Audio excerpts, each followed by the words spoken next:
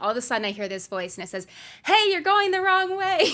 Woody saved me from who knows how long I would have been running before I realized. I was just walking, eating snacks. We came into the 15.5-mile aid station together, so we ran just under 10 miles together. What's your name? Kira. Kira, nice to meet you. My name's Woody. Woody? What time are you trying to get on the 50? 10 hours or less. 10 hours or less, all right. All right, and welcome back to The Price for Paradise. My name's Creston Woods, a.k.a. Woody, and with me today we have a special guest. I did not know her before this weekend, but I met her in the middle of our ultramarathon. Kira Sapach. Yes. Thanks for coming on the podcast. What's going on? Thanks for having me here. I'm excited. Yes. So we're going to talk a little bit about our race story. We just came off the Vortex Ultramarathon, and so she did the 50 miler, though. She's a little more badass than I. I only did the 34. I actually did 36 because I ended up running 2 extra miles, bonus miles. I actually did 51. Yeah, see? Exactly. Everyone on our course was getting lost, and it was crazy. Yeah. But let's talk a little bit about our race story first, then we'll get your background after that. But first and foremost, I'm like 6-7 miles in, and I saw this girl running off path. She had taken a turn, and I'm like, I don't think that's where we're supposed to go. And I turned right, and I yelled your way. I almost didn't yell, you know? I thought you were going the right way for a second. Maybe that's where the 50 miles are going. And so I yelled, and lo and behold, Kira. Yeah, exactly. Yeah, and so what was happening? So I'm running, and I see the most beautiful mountains. There's this like slick rock landscape, and I thought, oh my gosh, this is so amazing. We're running in my hometown where I live, but I never get over the views. And I just thought, this is incredible. And all of a sudden I hear this voice and it says, "Hey, you're going the wrong way." I look, oh my gosh, I turn around. Lucky I was barely off the trail at all. And I went back, and Woody saved me from who knows how long I would have been running before I realized. Yeah, I mean, you ran 51. Imagine how many you would have ran if you would have. Exactly. I was just walking, eating snacks, and then she catches up to me. And then I'm like, oh, snap, I got to start running because this girl, she was off track, but I still need to go, right? And so we start running together. We probably ran together for, I don't know, what, 5 to 10 miles? 10 miles together, yeah. We came into the 15.5-mile aid station together, so we ran just under 10 miles together. Yeah, no, it was super nice. I made you run almost 10 miles with me. So I was like, Kira, this is my race where I'm just like, I'm building up for Ironman. You know, I'm going to go easy today. Normally, I'm throwing up and I'm blowing it out of the water. And she's like, I'm trying to blow it out of the water today. And so, your goal was to PR, was to push hard. And your goal was 10 hours.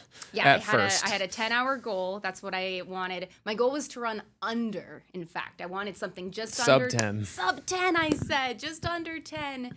I knew I was going to have to PR all day, in fact. Based on my historic pace, I was basically going to have to PR all day. So I went out of the gates strong and was really pushing right. And how'd it go? The beginning. You PR'd. I PR'd all day, but still not enough to reach my goal. So I was on track. When I came into the 34-mile aid station, I PR'd my 34-mile time by around half an hour. I came in around, I think, like 7:20. And I was really on track. If I could just lock in, I still would have been a little over, but I was going to be happy with that if I could just lock in, a 3 hour for the last 16 miles. But I lost it right at the end. And what was the big adversity going towards the finish? What was that thing that caught you? So I was even leaving the 34-mile aid station, I was running really strong. It starts with a downhill. You're taking off right on the same trails you started on in the beginning of the race. I'm flying down the hills. I'm probably running 9-minute miles on the downhills. We're doing really good. We did on that loop end up getting lost. It was only about like 1.5 miles, but we did run out of water. It's kind of demoralizing and mentally took me out of it. Yeah. I really felt like, oh my gosh, I'm losing it now. Like, I had to run about 2 miles without water. And they're telling you That you're in can second place, right? Okay, yeah, so at that point, I know that I'm apparently in second place. And that was just crazy to begin with because entering this race, never did I really imagine I would podium. My goal was, Yeah. when I entered the race, my goal was finish. I then set a time goal of the sub 10 hours, but I never really thought about podiuming because you don't know who's going to show up to the race. And how many people in the race even finished sub 10 hours? Oh, well, I came 8th overall. Yeah, so like maybe 3? Yeah, maybe 3 or 4 people actually finished. In sub 10. Yeah, which is crazy. And out of, you can check out of the past years, I'm the 4th fastest female to ever Let's run the go. Yeah. There we go. Yeah, amazing. So I finished in 11 hours, 11 minutes, which I'm happy with that time. 11:11. Nice. Yeah, nice. Make a wish. It was meant to be. Yeah. Very Yeah. cool. And then the one other thing that Kira did out there when we were running is I like turned to my left and I started taking a video of her and I'm like, oh, what's your name? Nice to see you, Kira. And then I was running with her and I was like, Kira, what's your favorite race fuel? And she turns to me and she goes, God. And I was like, oh, just like that spine tingle thing that goes up your back. And it's just like one of those like moments where she didn't even want to say it loud. It was more like, She was like, God. Yeah, she said it under her breath. She like did not want. She saw me and she's like, "Oh, this guy, he's not gonna like be a part of this." I mean, And, like, I've known you for probably like 10 seconds. I don't know. It was like right really away. early on. Yeah. Yeah, it was right away. We'd known each other for a couple of minutes at most, and I was like, And immediately I knew I was gonna be friends with this person, and she didn't know I was like on this whole God journey, and I did just brought the pastor on the podcast like 3 or 4 podcasts ago, Wow. and like so I was like somebody. I had run into the day before the race. They were just like, "How are you with God? And how's all this?" And actually, one of my old clients, Sue, shout out to Sue if she's listening, and it was nice to see them. And they're like, "God's got you on this one." Yeah. And I knew somebody was gonna talk to me about it out there. There always is. I always meet God every time when I'm in my most adverse moments out there. But I did have a feeling about it, and you were that person. So thanks for bringing that up. It honestly helps so late in the race when you're hurting and you're in pain, and you remember that you're gonna survive. God's got you, and it's part of the Absolutely. plan, right? 100%. And that like you start running again Yeah. when you realize that.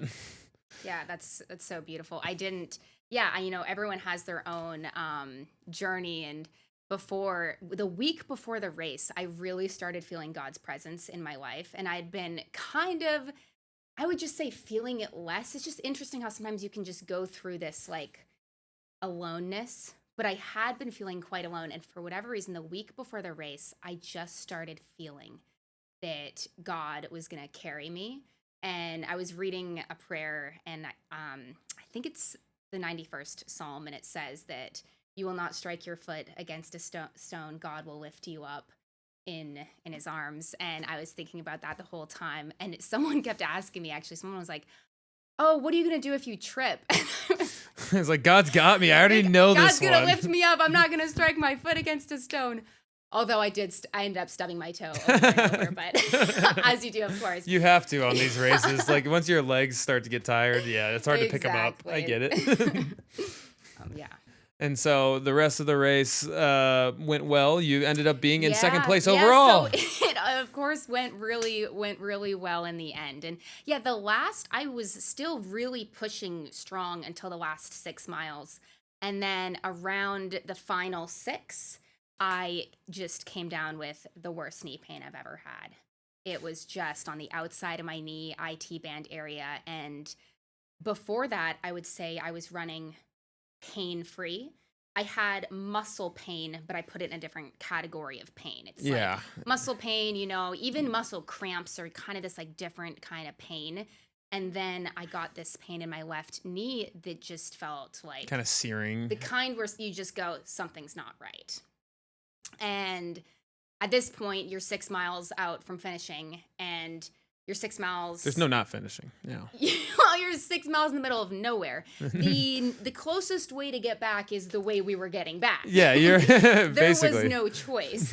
So I had a pacer, which was amazing. Shout out to my friend Cody, who seriously was really helping me the whole way. I picked him up at mile 34, and that was just such a blessing. I knew those last 16 miles were going to be hard. It's the furthest I've ever ran. I've only ran 34 miles before, so I was preparing to run an extra 16 miles. I asked him to pace me, and I'm so grateful that I asked him to do that and that he did, because I needed him. And he sounded like he was an amazing pacer. And so, like, yes. tell me a little bit about that strategy you were saying, because I'm going to pace Hannah, later in the year, and I want to do this strategy. Yeah. So He was incredible, better than I could have ever, imagined. he's an ultra runner, right? He's an ultra runner, and I'll say an incredible ultra runner at that. He's an elite guy. Elite. He's run Cocodona 250. Oh, yeah. He's won multiple 100-mile races. Mm-hmm. His 100-mile finish time is 13 hours. What? So I pick him up, and I'm just hoping we can run. I remember picking up, and I said, Cody, just try to keep me 12 to 14 minute miles, we're shuffling. Yeah. And as we're running, I'm grunting every few steps. My body is starting to really hurt. Every couple, I'm just in pain. And he would just run in front of me, try to keep me at a pace that he was kind of pulling me pace-wise, but if I was falling back, he would fall back. Yeah. And every few minutes, he would just look at me and he goes, I'm so proud of you. Maybe, 5 minutes would go by. I just hear him call out, you're doing great, Kira. Just a little hope. For 4 hours. Wow. We ran for what 4 a guy. hours. And for 4 hours, he told me that I was doing amazing, that he was so proud of me. And when it got really bad and I could barely run anymore, he would go, okay, Kira, I'm setting a timer. We're running for 2 minutes, walking a minute. You can do it. And we would run for 2 minutes, we'd walk a minute. And then I wouldn't want to start running. He would go, just this downhill, Kira. And we'd run just a downhill. And then we'd walk and he'd go, just this flat. You'd run just this flat. Seriously. Just moving the goalpost the entire time just so that you could get you there. Pulled me along for 16 miles. And it was, one of the most amazing things I've ever got to experience, being supported by another person in your goals and endeavors. And when you're really suffering, because it was higher up on some of the bodily pain I've experienced, where you start to wonder, I was kind of getting into, I really don't want to injure myself. You don't want any lasting effects. Yeah, we do these things because they're fun. We do these things because they're healthy to Yeah. build for. But by the end, if you're hurt and you can't do more of your life, you can't do more. Then exactly. So, and you can kind of let the fear creep in. I was like, am I injuring my knee out here? But it turns out it's fine. I got a little bit of massage work immediately after, and I had immediate pain relief with and my it's T-band probably because of syndrome, dehydration and one muscle's tight and then all of a sudden your gait's bad and you keep landing wrong. And that was one thing I didn't do as well as I would have liked to, was nutrition. I really stopped wanting the tail end of my water, and I refused it on the last 2 aid stations. Oh yeah. So I did my gels, but I definitely didn't have enough electrolytes the last 2, and that was just, I told myself, Kira, you're not going to want it, but you're going to do it. And then the time came, and I said, plain water, no tailwind. Yeah, I can't stomach any more sugar or salt I had or told myself, anything. you're not going to want it. You're just going to do it anyway. I said no, and I took off from the last 2 aid stations with plain water, no electrolytes. Which, in retrospect, I would do differently. But in the moment, it is really hard. You just don't want it. You just don't want it. No, I also did the same thing in the last 2 miles. You'd know you could take another gel and it would help. But at the same time, I was done by then. I can see the finish line, and I am not going to eat another thing because I know I can go have a meal after this. Yeah. And so I get that towards the end, but it will help your soreness for sure. 100%. Yeah. But anyways, so are there any future plans going forward? So like, what are you gonna do next? And like, is that like everybody wants to know? Everybody says, "What's next?" what do you do after you've done one? Well, I will definitely be running another ultra. I have nothing planned right now, which feels amazing. Training for this race was a huge endeavor. Time commitment, life commitment. Life. And I trained for about 6 months, and my peak training season was also peak busyness at the restaurant I work at. We were so busy for spring break. I was working 6 days a week at a restaurant. I'm also a personal trainer. I had a handful of clients in the mornings before I'd go to the restaurant, and I was running 40 miles a week while maintaining a lifting schedule. To be fair, everyone who does all this stuff are already busy people, and it seems to be like that's kind of like the person that gets attracted by ultra, which I thought at first I was like, oh, these people have all the free time in the world to train. Actually, these are the least free time people that are fitting it in. Yeah, exactly. And so it was amazing. I got it done. I actually had like the best social life I've ever had. Like everyone's like, I bet you didn't have a life. No, I had the most life I've ever had. All the hikes, all the runs, all the lifts I got to do with people, all of this stuff. It was amazing. It brings community, not pushes it away. It does. It 100% is. You really find your community. I found the people that I'm most connected with in this period of my life, which has been so beautiful. But I'm also really excited to take a little bit of an off season for probably 3 months of not as intense training. I'm going to look at some races. I'm thinking something in January or April. Maybe the race in Arches National Park, or maybe the race in Zion. So either a 34 or a 50-mile ultra. But I haven't picked anything yet. And is ultra your sport from now on? Is it gonna be trail running? Is it gonna be that? Or because like other people are like different kinds of endurance athletes, right? Like some liked road marathons. Is it ultra's your niche? So I've never ran a road marathon before. I had no niche until ultra. Yeah, I'm finding niche. Ultra was where I started. Yeah. Ultra was my first race I ever ran. And I definitely loved it from the get-go. I thought it had great community.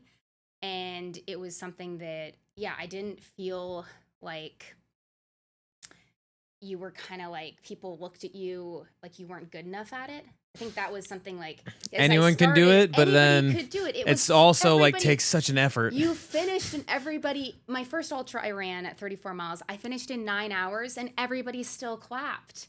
Yeah. And that's fast still. Like, oh my gosh, like what? Like I didn't think I was good. People can't even imagine running 34 miles in one day. Are you serious? Like, that's crazy. The perspective of people sometimes. Yeah. We're over here like, you run a 50-miler. So I've never really had any other sports or niches. I used to rock climb a little bit. I played volleyball in high school, but I wasn't like that good or anything. You know, the first person that ever ran the marathon died at the end, right? I have heard that story. Yeah. Like the guy that's like, he ran to marathon in Greece and he died right at the end. And that's 26 miles. You did double. I bet he didn't have the fuel, but that's fair. Or the water and everything, or the knowledge that people can. That's a huge thing, to know that you can. And so, I would say that ultra is my sport. I'm not very fast at short distances. Like the fastest mile I've ran in my whole life is like a 7:30. And that's like real high effort. So I'm in short distances. In 5K, I'm not that good. But the longer the distance, the better I've found I almost am, because I can maintain quite a bit longer. So I'm pretty excited about it. And she's pretty fast on the downhills. She calls herself a downhill specialist out there. She's like, you might not be able to keep up with me, but she sprints off on the downhills. I almost wiped out on that corner immediately. Exactly. You got to hold back a little bit sometimes. Mm-hmm. Keep it safe on the downhills, because I do I will take advantage of the downhills. It is so much harder on my body to brace. So I will almost just flow as much as I can, and I can very quickly process my terrain and my footing. But I will say it is high risk, and you have to be confident. Yeah, you have to be confident going in, and you have to attack it. You can't hesitate, because Right. if you do, that's when you misstep, or that's Yeah. when you just got to go in and accept it and go for it. Exactly. But it's the funnest part. It's the most fun part. And if you're able to use it to your advantage, yeah, you absolutely should. Is there a dream race, or is there something that like piqued your interest, like when you first got into it? Like, why did you want to even start up? Yeah, how did it even start, right? Yeah. So, I went for a hike with a friend of mine, November of 2024. We hiked a mountain in Stona called Wilson Mountain. It's maybe the quote hardest hike you can do in Stona. It's 10 miles round trip, huge elevation gain, tallest mountain. And we do this hike. I was tired, sore, in pain, and he just like makes this comment. I knew he was a runner, but he goes, yeah, like I ran up this the other day, and I ran up it in like half the time it took us to hike it or something, like round trip. Yeah. I was like, what? You what? And he goes, I'm running a 50-mile race in April. And I didn't know people ran 50. You didn't even know that was even a thing. Never heard of it before.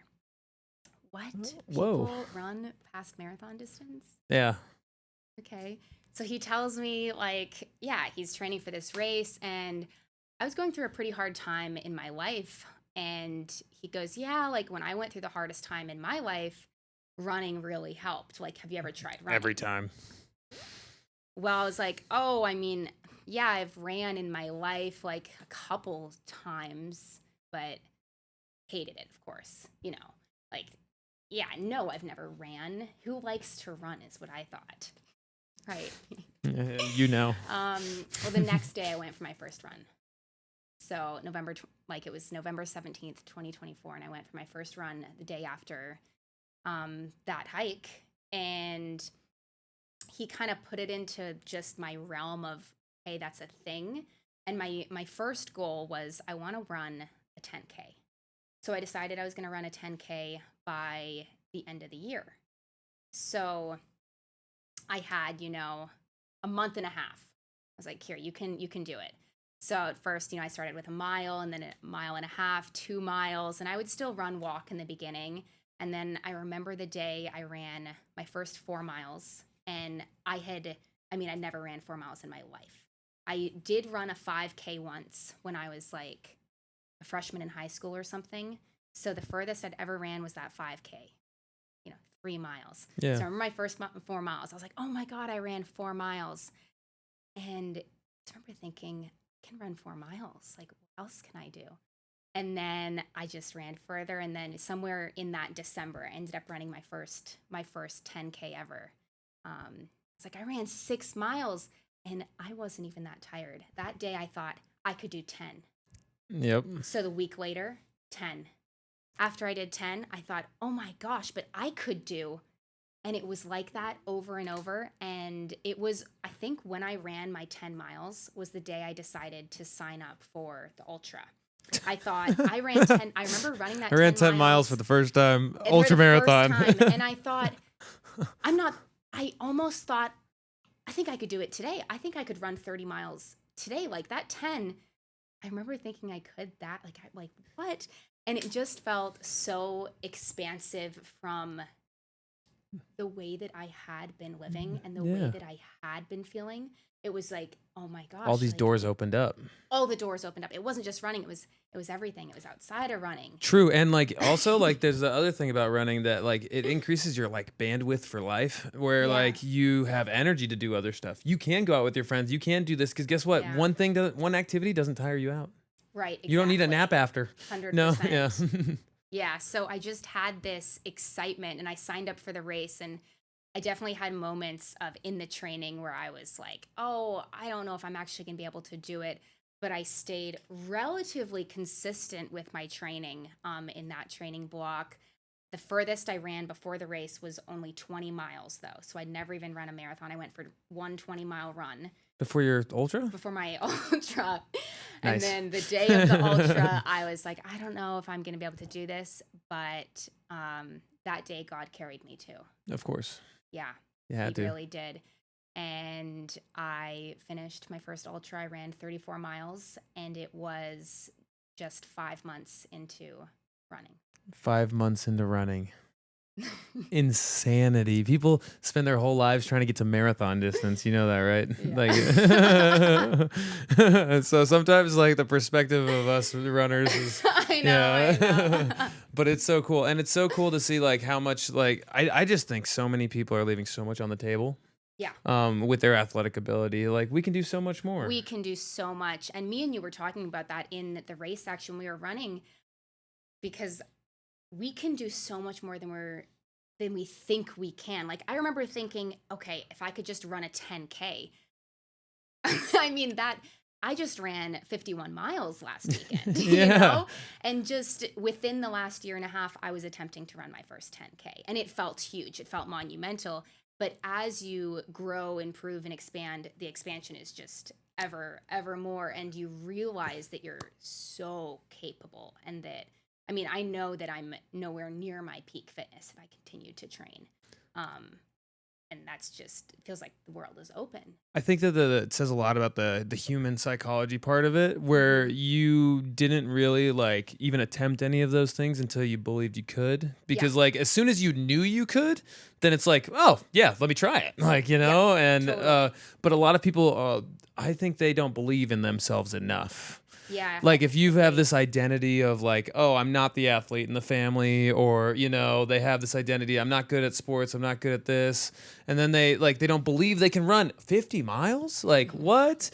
Like a year ago, you wouldn't even think that. Right. Like, and so that's crazy. Yeah. Well, a year ago, I believed I could have ran 50 miles. Well, now, yeah. So no, because a year ago, after my first ultra, I finished the race and I said I could have ran 50 miles today. And then I decided I was going to sign up for the 50-mile race next year. Because you can believe it. And so, yeah, I think a lot of people don't believe. And I think a lot of it comes down to determination and how much you want it. So many people just quit when it gets hard. Mm-hmm. And I had been somewhat of, I wouldn't say like a quitter, but at the same time, I had, tried maybe running a couple times in college, ran a mile or two, and basically I just quit. And up until that point, I'd never had the fire within me. I didn't have the determination that I had at that point to persevere when it was hard, to show up continually, because that's what it takes. I mean, you continually show up. The Saturday race, the 50 miles is like, whoa, you ran 50 miles. I did, but that was just one day. The amount of days that it took to get there. Yeah, all the unseen hours. Effort, and that's where really the determination is. Yeah, it takes and it's funny, you haven't been in the sport long enough to DNF very much. And our last guest, Deb, she was talking about DNFs and how much you learn from DNFing. And I'm sure eventually you'll get there. Hope not soon. Hope not in your next one. But the do not finishes are also eye-opening in a different way. Like the self-belief that you can, once you already know you can do something, but then you fail it. Right. And then you're like, hey, all right, like now I got to learn how to do nutrition right. Now I have to learn how to train my miles right. Because if you don't put in the miles in the groundwork, because it sounds like you did actually put in the miles in the groundwork, where a lot of people are like, my friend Sam, he's been on the podcast before, he likes to like wing Ironmans, and he pays for it on the back end, because like when you're in the middle of those races and you've put in your 40-mile weeks, you've put in long runs, like then it carries you through the end too. But doing a 50-miler the day you've only trained for a 34 probably wouldn't have actually worked. Probably not, exactly. But the fact that you believe that you could and it pulled you into that's amazing. Yeah.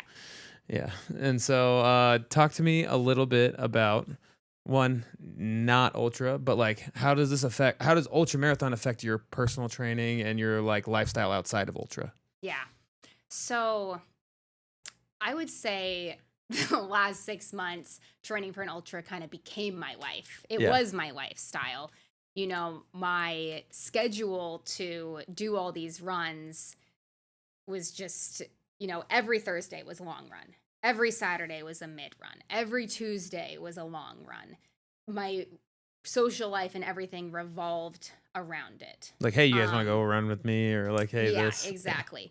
And so it definitely affected a lot of what I was doing, my time, where my energy was going. Priorities, shift, and things that aren't a priority really drop away. I used to rock climb like once in the last 6 months because there is only so much time and energy, and I just had to, hierarchically create my life. And then in terms of personal training, I got to learn a lot about running. That is the cool part about the sport is you do get better at your job also. You really do. And I actually, one of my clients is running Cocodona 250 this year. No way. And she is an incredible marathon runner. Shout out to Peggy Schaus. And she has run multiple 100-mile races, distances, and honestly, it was so interesting to train her for the last few months because practically she trained me.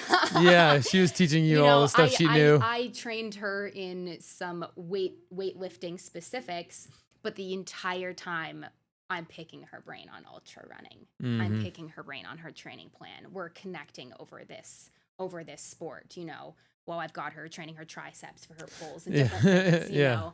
But it was very cool to have her as a support and have her as one of my clients through this training block as well. Yeah, and are you still going to continue training her? I have one more with her before she does Cocodona. That's amazing. Are you going to go see it, or is that next week? I'm volunteering at Cocodona, actually, so I will be at the aid station at Munns Park, which I'm excited for. Oh, fun and flag. It'll be right as people have had to climb up a huge hill, so I'm really excited to see some of the racers and support them however I can on that journey. Shout out to all the people who do volunteer at these races as well. Sometimes you get free races and stuff along that nature, but these guys can't do it without you. Yeah. So shout out to you for doing that. They needed a lot more people for this one. They still might. They probably still do people for Cocodona, and it really is a part of the community aspect that I love about it. It's supporting each other, just like I had my friend Cody support me in that race. And I had friends and family show up for me at my finish line and the aid stations my whole race. It is so beautiful when you have that support, and you really can go so much further with that momentum of it. So yeah, it's a part of the community. It's a part of the sport, especially in ultra. It's not an individual thing as much as other races, in my opinion. Yeah, and there's always that great quote: "If you want to go fast, go alone. If you want to go far, go together." And it takes a village, it takes a village in training. All the people that go on runs with you, all the people who build you up along the way, and tell you you're crazy for doing this feat, and you're like, yeah, I love that when you tell me that. So but it is all of them that makes it get you there. Absolutely. Right?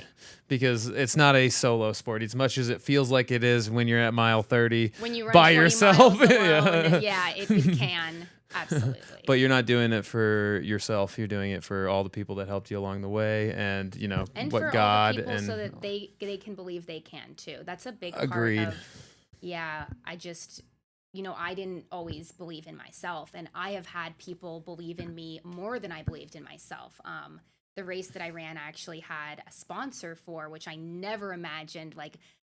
It's just a whole whirlwind of me, a sponsored athlete. There's no way. And it wasn't a company. It was just a family friend who wanted to support my athletic endeavors and sponsor me financially for the race and everything. And so it's epic. Just amazing to have support and have someone believe in you, because while he financially sponsored me, he really sponsored me in belief.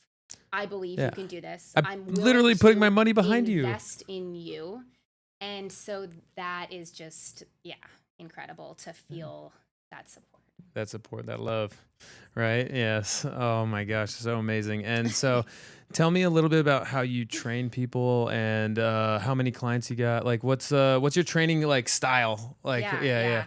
So I just have a handful of clients right now, and training style is pretty different for each client based on their needs and their goals. But most of my clients, we just do weightlifting, mobility, and then I have some calisthenic clients. Oh, nice. So that's one of my main focuses. So I've seen the I handstands do on your a pages lot of and stuff like that. handstands. Yeah. So I don't have any active clients really working on handstands right now, but I have had a couple in the past who we've done handstand intensives or other calisthenics skills. I teach a weekly calisthenics class, and it's pretty all levels. So we do just a lot of body weight movements. I really love body weight movements. I think it is just amazing to be able to fluidly move your own body weight.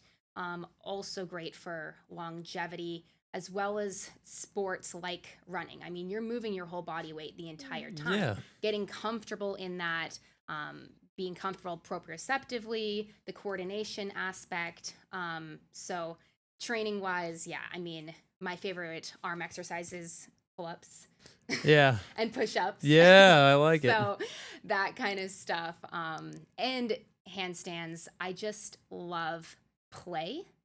And I think it makes it so much more fun than just going to the gym and, hammering out a couple bicep curls. I'd really rather swing around on the monkey bars and do a couple pull-ups. Yeah, and when girls do pull-ups, it's pretty badass. So, as much as you're like, this is easy for me, I probably pull them up all the time. Yeah. But a lot of girls can't even do a pull-up. Most girls can't do pull-ups, and yeah, most girls can't move their own body weight in that way. And for me, it just feels Should be standard. Really freeing and fun, and it just is to be able to move my own body. I did grow up as a dancer, and so I feel like it has some of that flow aspect where you can just do handstands and flow, and it has this beauty to it and freedom of movement. It's just a different kind of movement. You're not stuck in one plane of motion, and so that's really my favorite, and I do try to bring that in with all my clients, and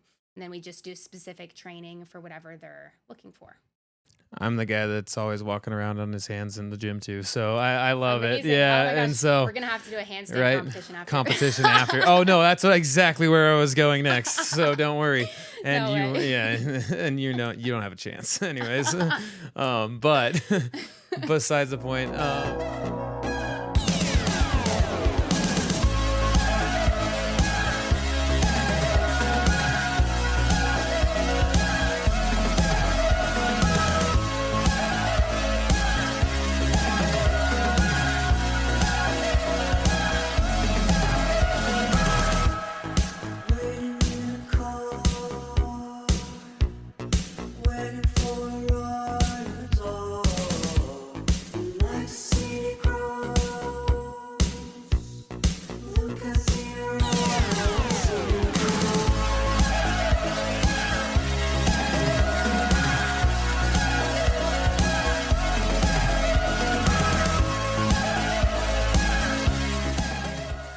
Besides the point. So how long have you been training for? And is that your passion? Is that what you want to continue to do? Yeah. I've only been a personal trainer for about 7 months, I'd say. So super new. And I would say my passion in general is health and fitness across multiple spheres, though. So I would say holistically. mental health and fitness, physical health and fitness, and spiritual health. So I would say holistically and across really all spheres is what I'm interested in. My bachelor's is in psychology, so I originally went into mental health and thought I'd be a therapist. Now I'm a personal trainer. So I like all aspects.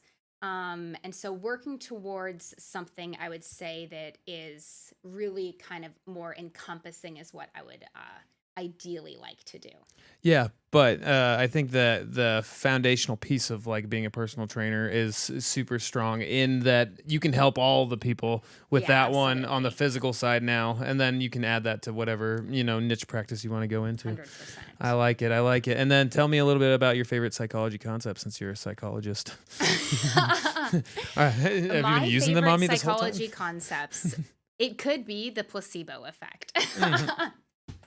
By far one of the You best know, ones. Yeah, right? no. Like it's I don't care if it's working or pretty not, much the as long as it works most- for me. It's the most interesting. And when I was in university, I remember one study very specifically that was a study on meniscus knee surgery, and the placebo effect was as good as knee surgery was for healing.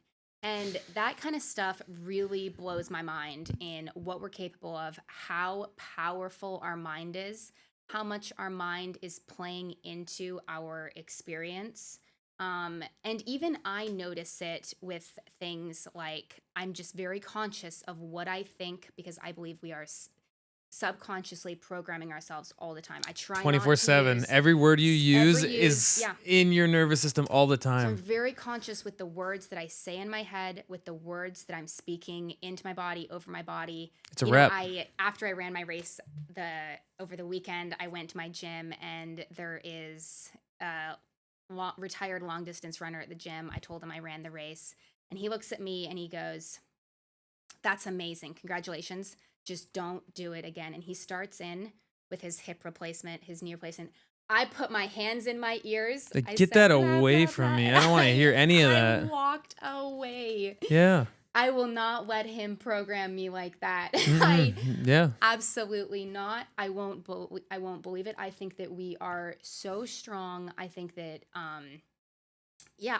I think that you need to be cautious with how powerful your mind is. I do believe, though, that as personal trainers, it's our responsibility to change a lot of people's mindsets on those things that are self-limiting themselves, right? And so when you do hear it, if you don't acknowledge it, that's problematic, right? Yes, I agree then with that. it becomes like, you You let it slide. You let it slide. I've talked to this guy for like 6 months. And I will say, too, that he didn't have the resources that we have now. Yeah. I do injury prevention every single week on my knees. Mm-hmm. He wasn't doing that, 40 years ago when he was running marathons. Needed to be done. He didn't have the same knowledge base that we do have now. No runners were lifting back then. Yeah. Now it's every runner lifts. Every runner. We all take care of injury ourselves 10 prevention. times better than It they is used to, for sure. Different now than it used to be. So I completely agree with you, and you're right. It is a much safer environment as an athlete. We do have all of the bells and whistles. We just have to use them, guys. 100%. And that's the other thing, is we have like this social media world with all of like these doors that are open for us, but you can only have a few of your paradises, and you have to sacrifice the other ones. So you have to be really intentional with what you guys do out there, right?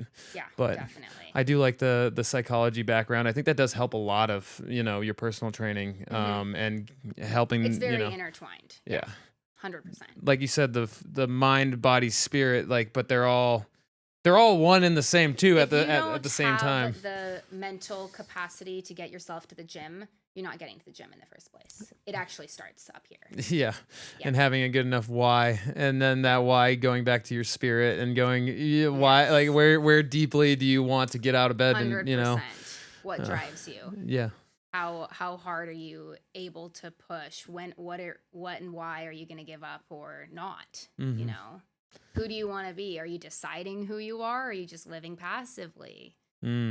Are you in control of your life, or are you just letting life control you? Yeah. I love it. Yeah.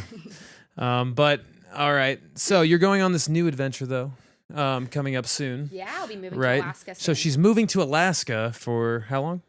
4 months. And why? Because the opportunity presented itself, and it was one I knew I should not miss. 100%. God put it in your lap for a reason. Precisely right. Yeah. And while you're out there in Alaska, you're gonna have to find the best trails and Definitely. see the scenery. With my bear spray. Yeah. Oh yeah. True. I didn't even think about that. There are so many bears in Alaska. Everyone's like, "You're gonna run in Alaska," because bears like a moving target.